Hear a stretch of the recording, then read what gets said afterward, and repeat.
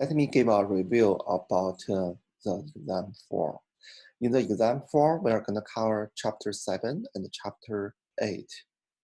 And totally, we have the 9 questions. The first question, we have the 10 multiple choice questions. Each of them will be 1.5 points. And the second question, we have the 3 true and false questions. And the third, we have the 2 multiple choice questions from question 4 to 9. And it's very similar as what we did in chapter in exam 3. I give you guys some piece of code. You read through the code and write out the output of the code. That's everything we are gonna do in the exam. And let me give you guys a review, a very quick review about the chapter 7 and chapter 8. And in chapter 7, we learned the 1D array, right? And this one is how do we define a 1D array. We are using the keyword with this one is the size of the array. And you can use the index to access each element. Remember, once we define the array, okay, which means we can access the elements with the index, but the index in Java starts from 0, not 1. Okay, so you can use the length. This is a predefined variable for each array in Java to access the number of elements of the array. So it means the size of the array. This one is a variable. Okay. So once we have this,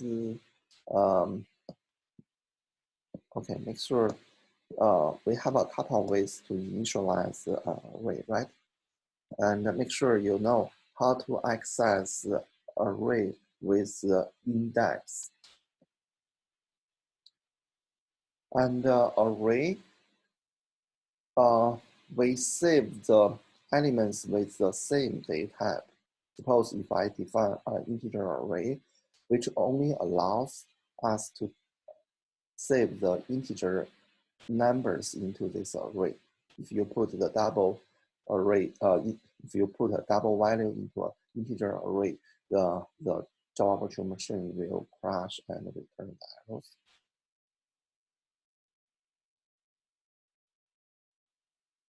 There's many operations about array. And the next one is pass array as a parameter. There's nothing special. It's quite similar as we pass a primitive data type to the function. Okay. Remember, multiple arrays are multiple variable. So which means if we pass an array to function, inside this function, we can change this array. Okay.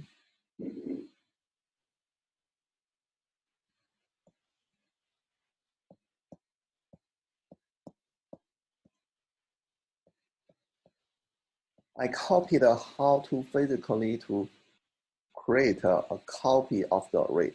I covered this one, how to copy array physically, because you need to allocate the new memory and then copy all the elements one by one from the old array to the new array.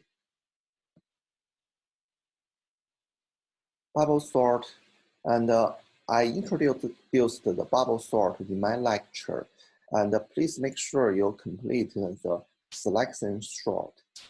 This sort is quite similar as bubble sort.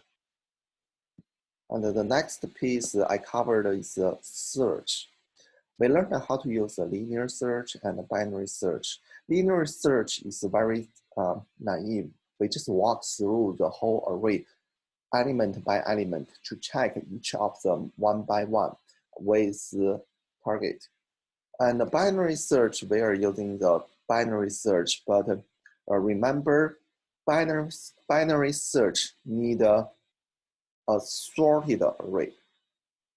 Okay, if we go ahead and give a unsorted array to the binary search, it will return something wrong. Technically, the binary search will be much faster. However, in some situations, the linear search could be faster. Suppose I have the array which only have a single value. Okay.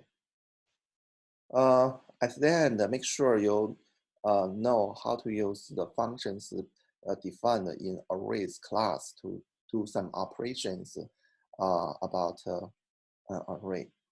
And the last piece I want to mention is here.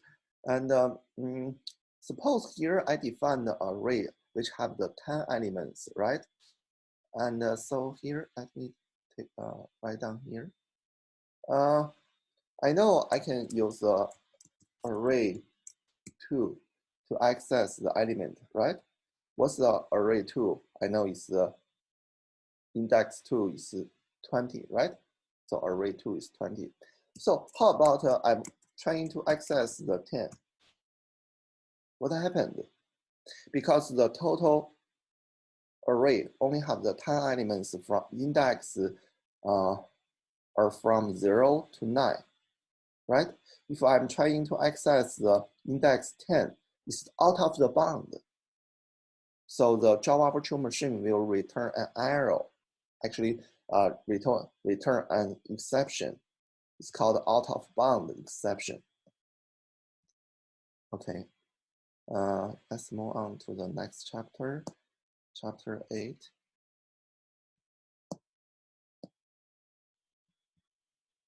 Okay, make sure you understand how to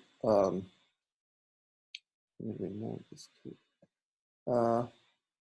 Let's understand how to define a 2D array. 2D array is nothing new. 2D array is an array of arrays. Okay, you can pass the 2D array like how we use the 1D array in a function. Just understand we're using the first index to represent the row, the second index to represent the column. So I can use this way to check how many rows in this 2D array. Use this one to check how many elements in a specific row. Suppose here, I'm trying to output the number of elements in the first row.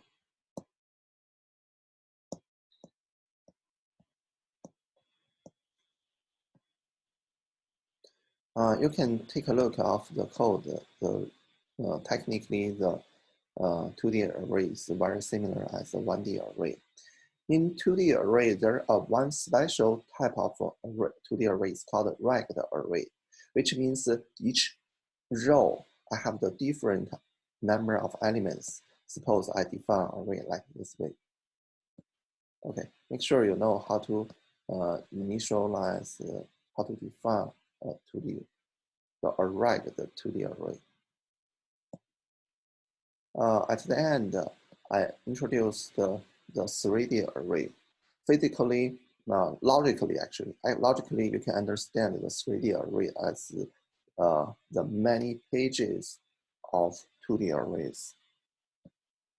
Okay, that's what we're gonna have in the exam 4. Good luck, thank you.